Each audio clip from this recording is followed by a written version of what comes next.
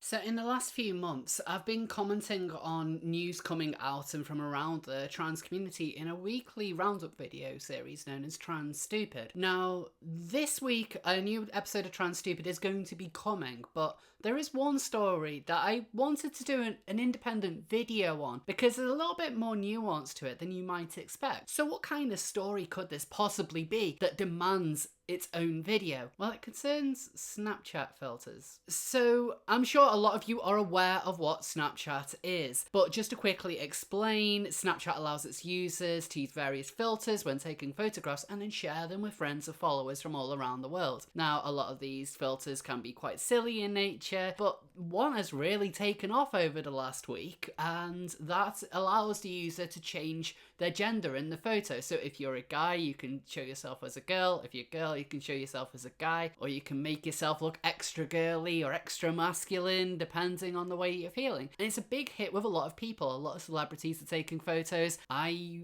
won't be because I have a condition known as gender dysphoria, and it makes it quite hard to look at pictures of me as a male. But it is current year, and you cannot do anything without offending a particular group of people. Of course, the trans community are in uproar over this. We're hearing claims that it allows people to play around with being trans, and that there's also a few people who are mad that there isn't an NB filter. Now, I thought your average camera filter would be an NB filter, seeing as they don't do anything, although you could add a little bit of a blue hair tint to it, I suppose. But the interesting thing is, as usual, it isn't just random tranners flipping out on social media, but big name publications are actually running stories on this, saying about how problematic it is, how mean it is, and how it discriminates against trans people, because how dare in current year. Interestingly, one of these news outlets just so happened to be Al Jazeera, who do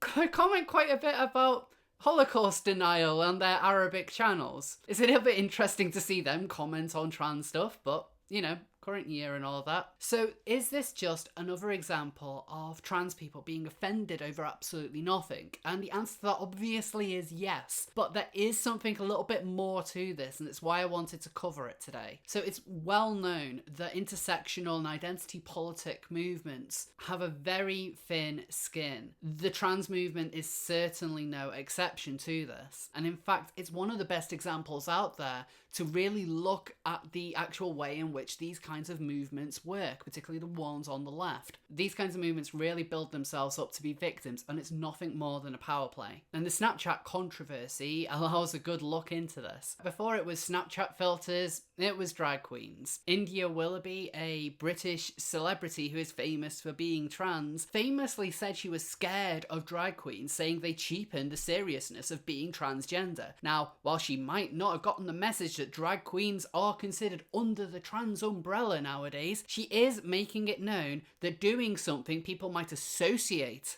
with being trans is problematic. And this is despite drag queens and transsexual women being two very different things. And it's a similar kind of movement that we're seeing with the Snapchat filter. It's hurtful. It's problematic.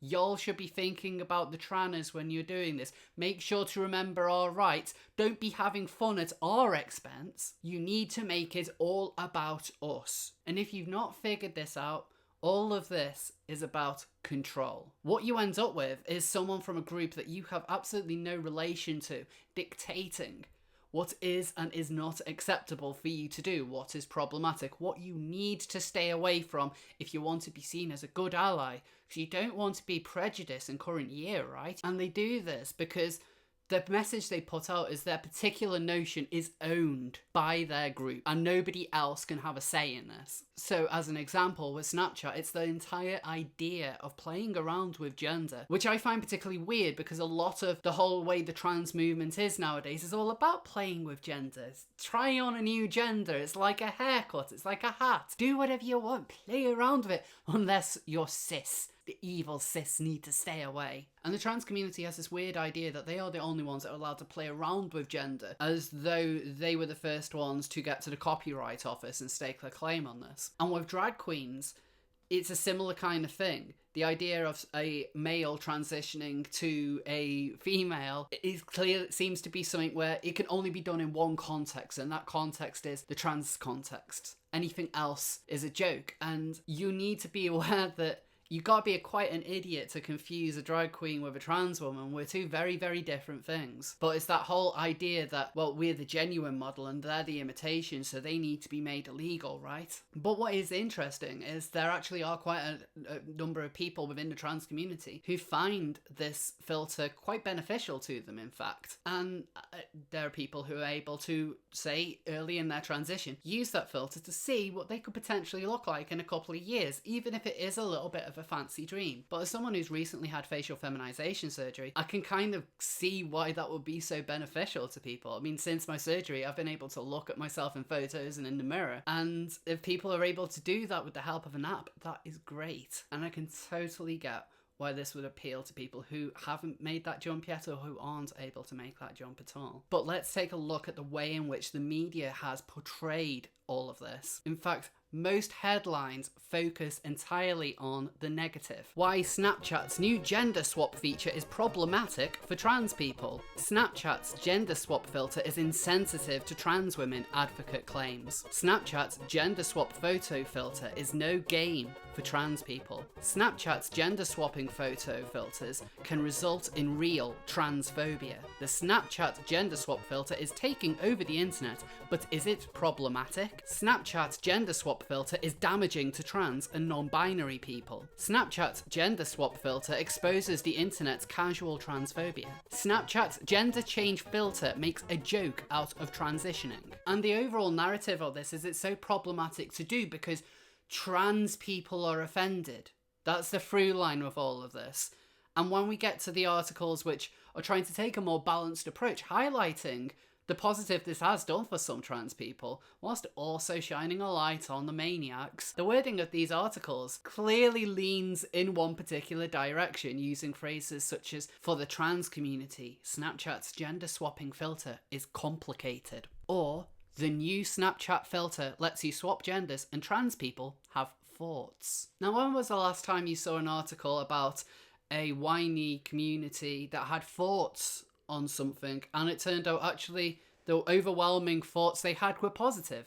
It doesn't happen very often, does it? Now, the headlines are really pushing the narrative here, and that narrative is clear that this thing that the world is having fun with is harmful, is oppressive to trans people, and everyone must stop. Even the trans people who are having fun, you need to stop. Now, we see examples of this kind of behaviour from outside of the trans movement. For example, racial identity groups will often try and claim haircuts, slang words, or cuisines entirely as their own, and anyone from the outside of their group is appropriating them and is oppressive if they dare to partake. So the trans community is not exclusive to this craziness, and this should be obvious to everyone in current year. The problems that the trans community have are just an outlet for the rest of the issues that identity politics causes. So if you only have a problem with the trans community doing this but nobody else, you really need to ask yourself some questions. All of the headlines, all the ranting makes it quite clear that you have a minority within this group who dictates to the rest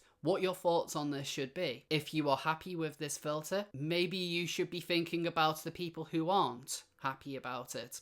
And listen to trans people, but not trans people like myself or any of the trans people who are having fun with this app. No, you need to listen to the miserable sods who decide to dictate what fun people can have. Literal fun police. But more so than whiny SJWs complaining about an innocuous filter on a smartphone app. This is all about asserting dominance, something that the victimhood culture of this current decade has allowed people to really take power with. Don't let them do this, because this will only happen more and more and more until you submit outright to the mob. If you are trans, have fun with the app. If you are offended, who cares? This isn't about you.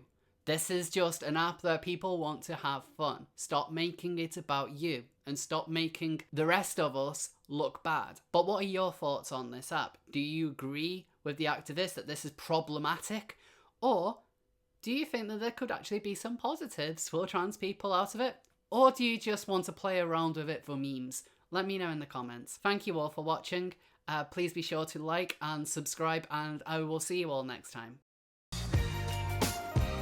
And a special thank you to Sarah, Kim, Codex and the rest of my supporters on Patreon and Subscribestar.